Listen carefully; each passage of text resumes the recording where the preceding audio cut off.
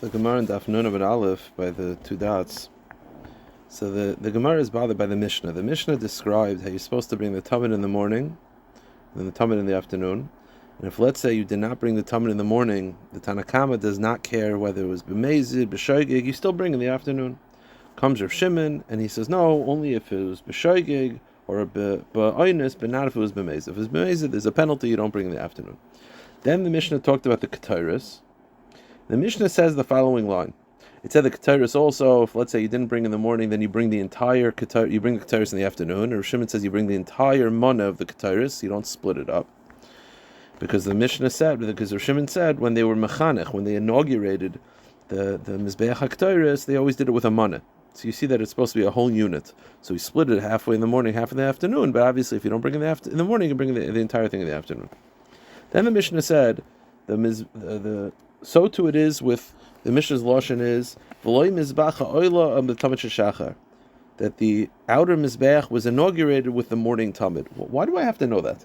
What is the message of that? So it says the Gemara, chinuch man dekarshme. Why are you mentioning that nakuda? Why do I care? I understand why you're telling me why the mizbeach haktaris was nischanech, but why do I have to know how the outer mizbeach was nischanech? Says the Gemara, Chasurei mechsurei v'hachiktani. This is the message. Lo yekrivu kevas v'hag. This is how you're supposed to read the Mishnah. If they did not bring the morning tamid, lo yakrivu ben arbayim, then you don't bring the afternoon tamid. So according to this, you don't bring the afternoon tamid when? When would the Tana Kama agree that you don't bring the afternoon tamid? Ba'med dvar murim shloi nischanech hamizbeach. If, let's say, the Mizbeach was not inaugurated yet, and you're using the Tamid to inaugurate the Mizbeach, that, the halacha is that we dafka inaugurate the Mizbeach with the morning Tamid. So if I miss the morning Tamid, I cannot have that the first carbon that is brought on this Mizbeach is the afternoon Tamid. That's why the Mishnah mentioned the chinuch part. So it means like this: if you did not bring the morning Tamid, and the Mizbeach has never been used before, you don't bring the afternoon Tamid because the first carbon on this Mizbeach cannot be the afternoon Tamid. But if the Mizbeach has already used before, like 99.9% of the cases, then Yakriva ben Arbaim, then even if the morning Tamid was not brought, bring in the afternoon Tamid. And Amr of Shimon, to that Rav Shimon disagrees. He says, Emasai, when do you bring the afternoon Tamid when you miss the morning? Bisman shayu anusim or shaygigin. If the reason why they didn't bring in the morning was a shaygig or an oinus, avum hayu mazidin. But if they didn't bring it due to mezid, then lo yakrivu kevas b'boker, lo yakrivu ben arbayim. Then if it was due to mezid, then if you don't bring it in the morning, then you if it was mezid, then you don't bring it, and you bring in the morning b'mezid, you don't bring in the afternoon as well. So that's how you read the Mishnah. Then the Mishnah said, like, fine. Menachos, how do I know? So now we're telling you, the halacha is that you could, if you miss the morning tamid, you could bring the afternoon tamid unless it's the inauguration. You cannot inaugurate the Mizbeach with the afternoon tamid except for the morning tamid. How do I know this? The Tan Rabbanon. How do I know that it may not be inaugurated with the afternoon tamid? Because it says keves hasheni taseh ben arbaim. The second keves is brought in the afternoon. The implication is that for the keves to be brought in the afternoon, it has to be the second one. But if it's the first one, it's not brought. Says the Gemara, sheni ben arbaim v'lo rishon ben arbaim. It can't be that the first carbon is the afternoon. The afternoon has to be sheni second. And when is that true? Now we just speak it out. When is this true? When the Mizbeach was not inaugurated yet, and the inauguration is taking place with this carbon. But if the Mizbeach was already inaugurated, then even but if it was already nischanech, then if you miss the morning, you could bring the afternoon. To that, Amr of Shimon, just repeating it,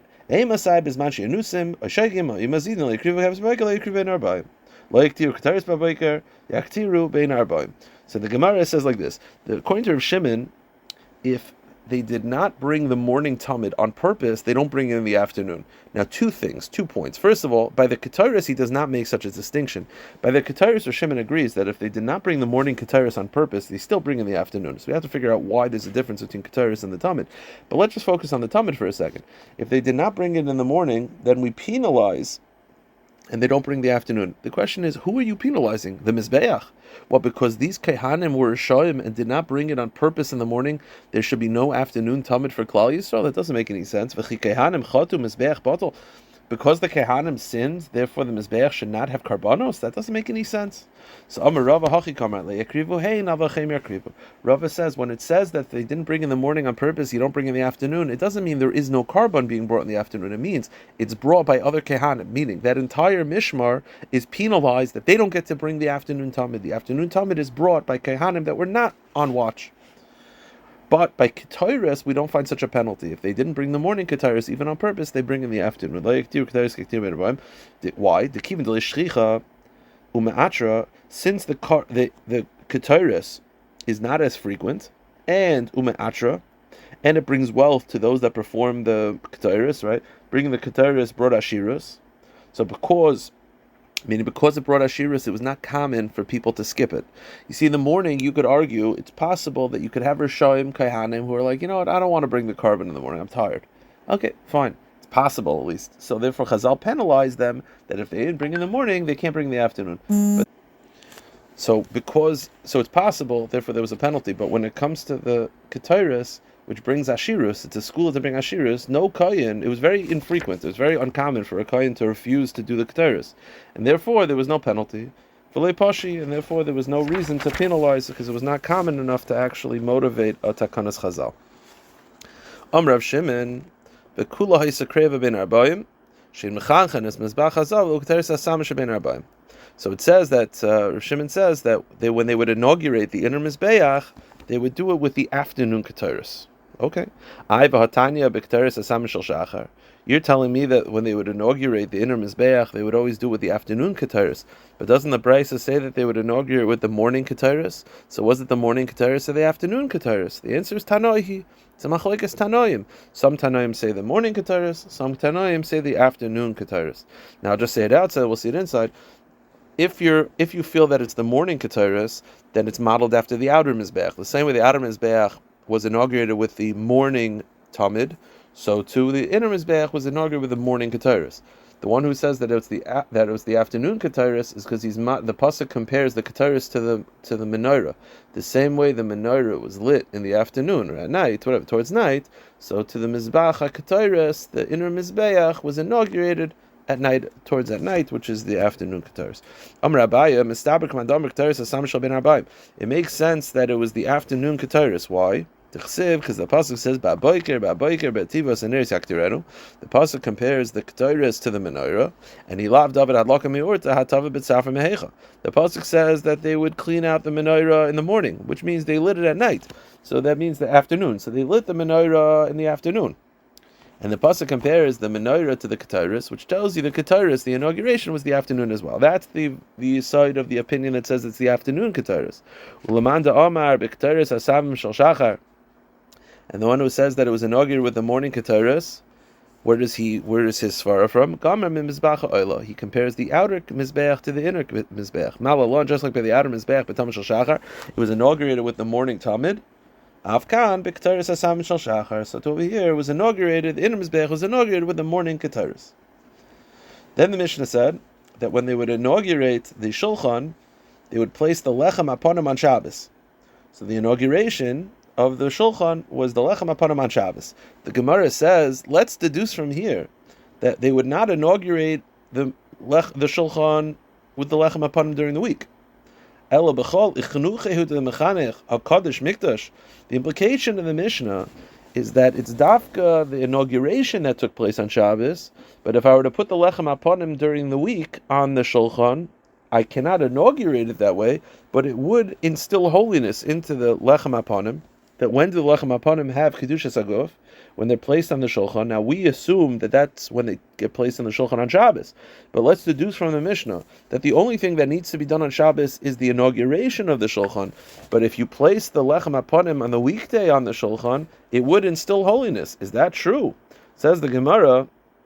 The Gemara is, but that's not true. As well as where's this? This is a Mishnah and Daf Kuf. The Mishnah says that not only was the inauguration of the Shulchan on Shabbos, but if you place the Lechem Aponim during the weekday on the Shulchan, if you place them initially on the weekday, it does not create Kedusha, Dafkan Shabbos. So why does the Mishnah say that you can't be Mechanechet on during the weekday? It's more than this. You can't even be Mekadesh during the weekdays. The Gemara says, you're right. We were assuming that when the Mishnah says that you have to place the lechem aponim on the shulchan to be mechanech the shulchan on Shabbos, we could deduce from there that it's dafka on Shabbos that you're mechanech it, but you could instill kedusha into the lechem aponim during the weekday. It's not true. Really, you cannot be mechanech it during the weekday, and you can't instill kedusha saguf into the lechem aponim during the weekday either. So why does the Mishnah say mechanech? It's not coming for you to deduce anything. Sometimes the Mishnah tells you halacha, so sometimes it's for you to deduce something else, and sometimes because it wants you to know said halacha. So it wants you to know the halacha that you cannot be mechanech the lechem aponim onto the shulchan. You cannot be mechanech the shulchan unless it's Shabbos. That's what it wants to teach you. Can you deduce from there that you're able to instill kedusha saguf during the weekday? No. Because it's not what it's trying to teach you A, and therefore don't deduce B. The purpose is to teach you A. Says the Gemara, "He gufa kamashvalan dechinach v'kiddush the shulchan b'Shabbosu." No, what it's trying to teach you is that the inauguration of the shulchan and that it's mekadesh the lechem aponim all takes place on Shabbos. Don't deduce anything. Kidiktani, as the Brisa says, lo yisam menara l'b'shiva nerisel bein arvoyim. So don't deduce. It's not coming to tell you A, so you can deduce B. It's coming to tell you A. And then don't and it's being pretty straightforward, and that is that the lechem aponim must be placed on Shabbos to be mechanech shulchan, and that it instills kedusha saguf into lechem aponim dafka on Shabbos.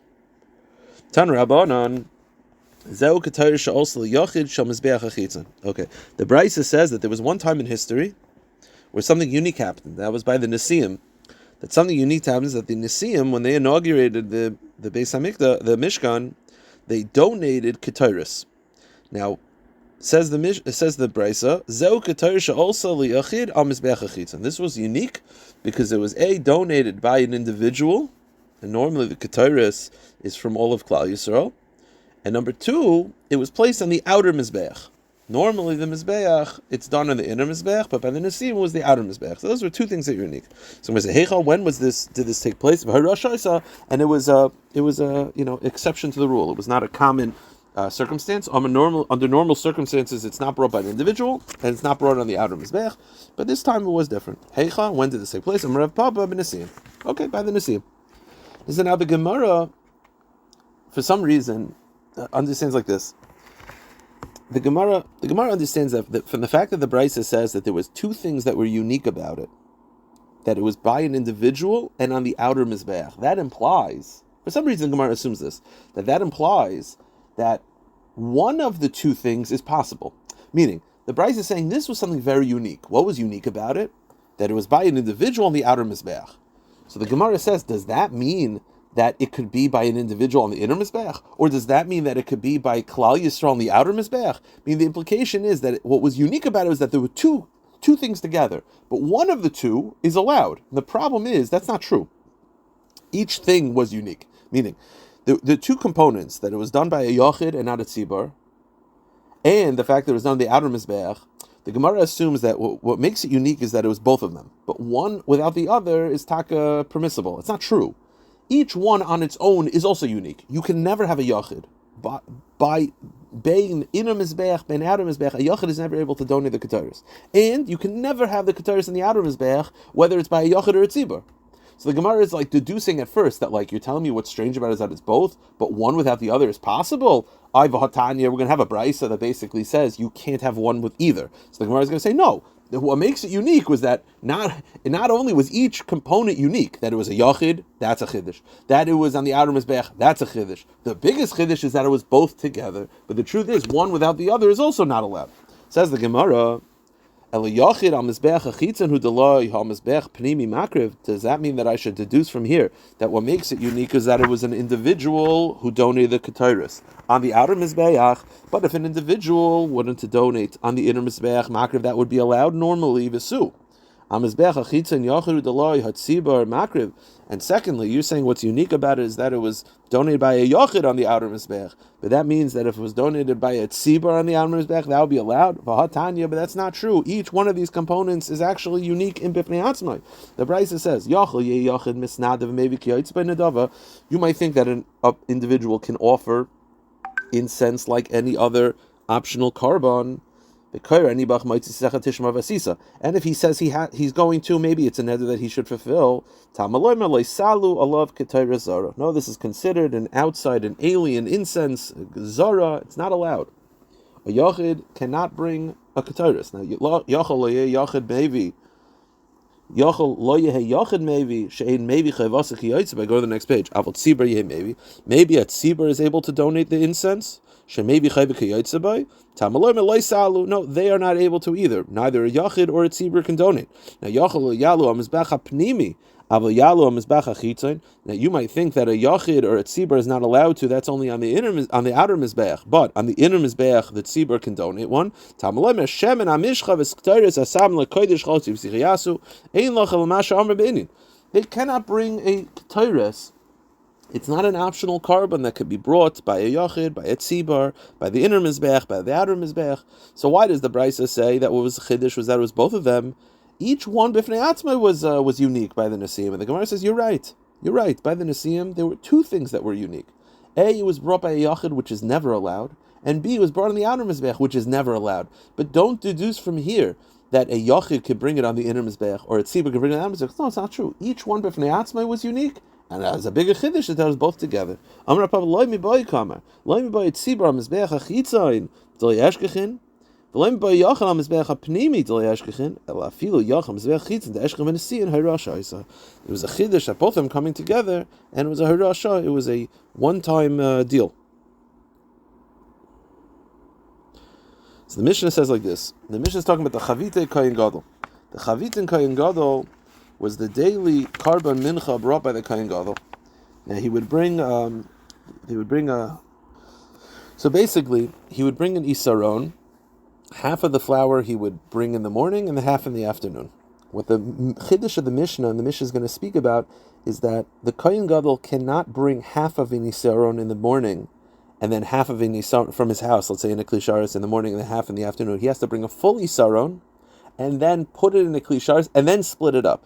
So it's not, he doesn't bring half from home and half from home. Let's say it's a full pound. He doesn't bring half a pound from home in the morning and then half a pound in the afternoon. He has to bring a full pound, put it in a klisharis, and then split it up half in the morning, half in the afternoon. That's the chiddush of the Mishnah. Chavita Kohen Gadol, lo yibayu chatzar, and they were not brought in halves. You don't bring it from home in half. Ela maybe isaron shalom. Rather, you bring a full isaron. V'chaitzeyu. Then you put in a klisharis, then you split it. Makriv mechza baboker, mechza ben arbaim. You bring half in the morning, half in the afternoon. What happens if the Kohen Gadol brings half in the morning and then dies? So they have to bring a second Kohen Gadol.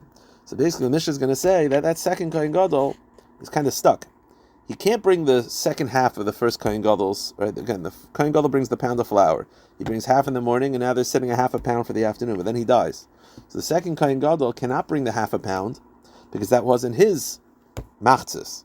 And he can't bring just a half a pound from home because you have to bring a full pound. So what he does is he brings a full pound, brings half.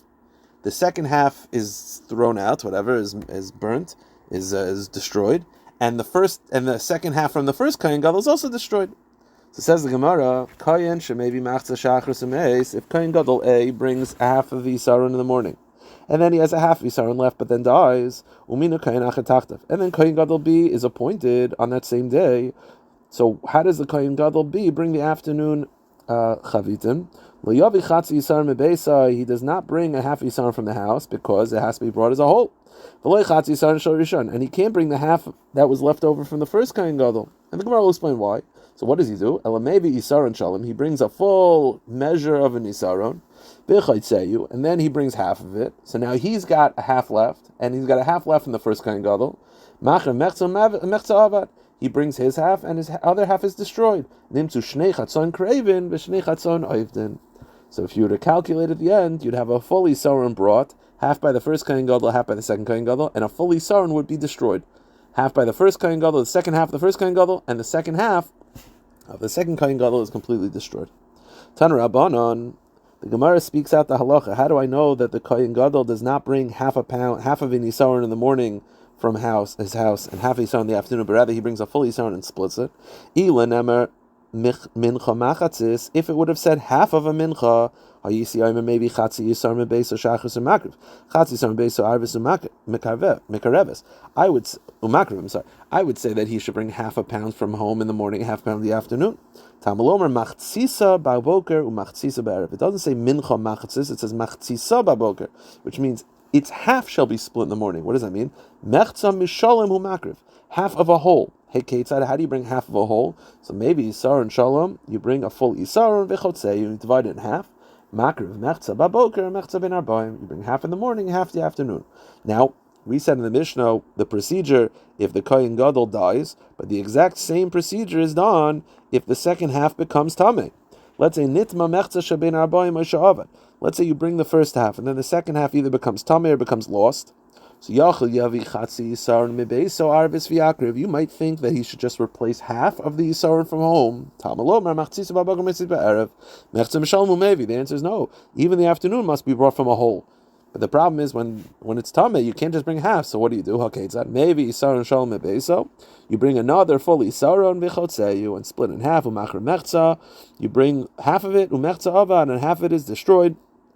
Nimtzu Shnei Chatzon Kravin V'Shnei Chatzon Oivdin. It turns out that two halves are brought and two halves are destroyed. That's when some of it becomes Tameh, and the exact same halacha is if the Kohen Gadol dies. We'll just speak this out. This is straight from the Mishnah. Kohen Gadol shehikriv mechza shachas umeis umina achatachtav yachol yavi chatzi yisar mebeso o chatzi yisrona shel kohen sharishon tamlo machzis be'erev mechza mishol umevi umakriv haketzad maybe yisar shol v'chatzei umakriv mechza ova nimtzu shnei chatzon oivdin shnei chatzon kreven. Same halacha and procedure is done if the Kohen Gadol dies.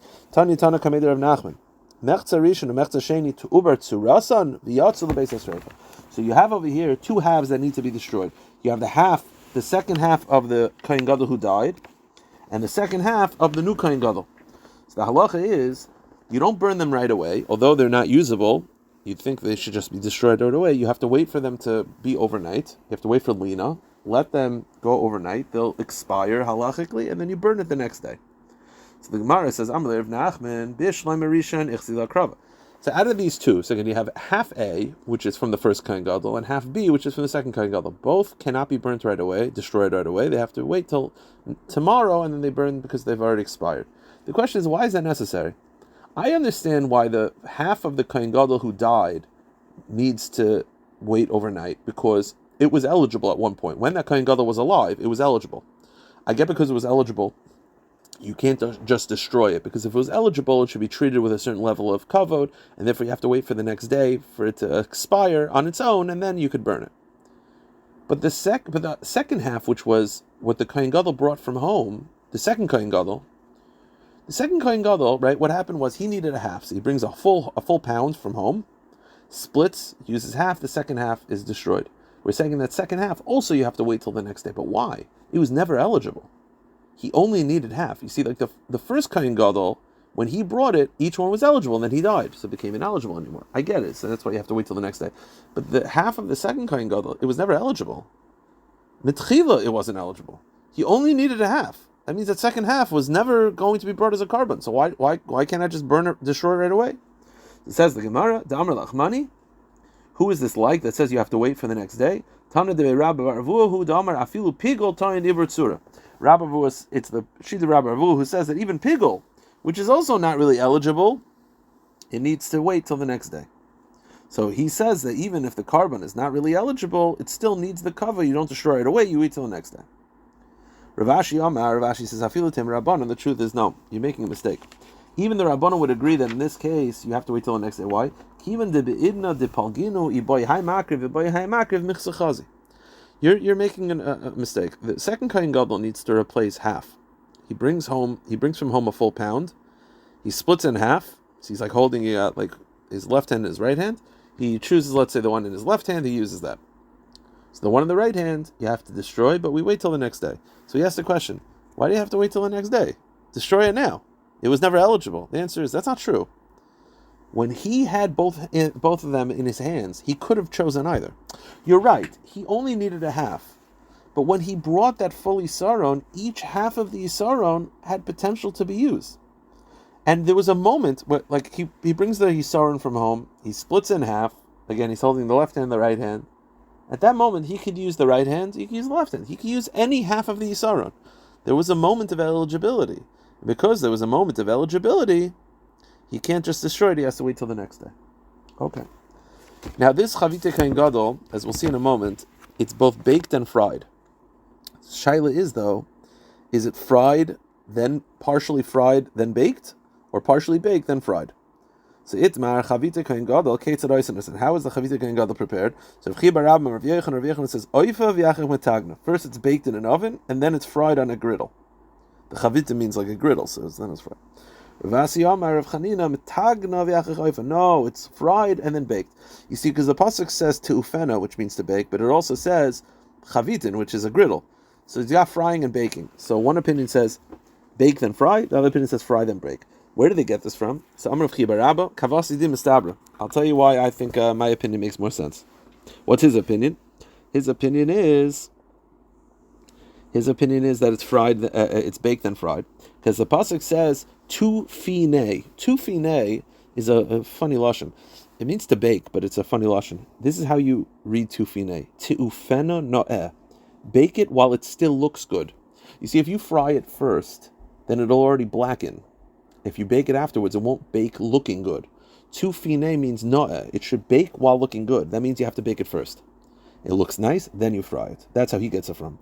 The other opinion says fry it first. Ravasi Amar no, it's tu fine. He describes it as not it should be baked beautifully, but te'ofena no. It should be baked while it's partially cooked.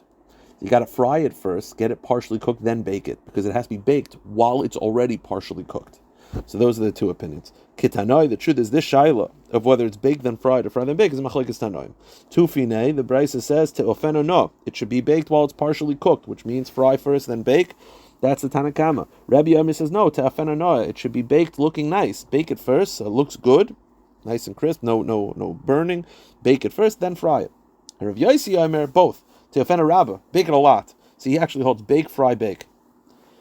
Isla no, Isla no. Rav Yosi puts it together, bake, fry, bake. Tanan hasam chavite kain gadol lishasan v'richasan v'afyasan b'fnim b'doiches haShabbos. The chavite and the kain gadol, the kneading of the dough, the shaping of the dough, and the baking of the dough all must take place inside the azara, and it's doiches Shabbos. It's done on Shabbos as well. So the chavite kain gadol is done on Shabbos. Minani, how do I know that it overrides Shabbos? Rav Huna tu fine te'afena noeh. Meaning, in other words, well, it has to be done daily. So you say, well, of course it's Doiches Shabbos. How else are you going to do it? Well, technically, you could probably bake it the day before, right? It's the baking that's like the Chil Shabbos, so bake it the day before. The answer is no, tu fines, tu feno, no, it has to look good. If you bake it the day before, it won't look good, it'll be stale.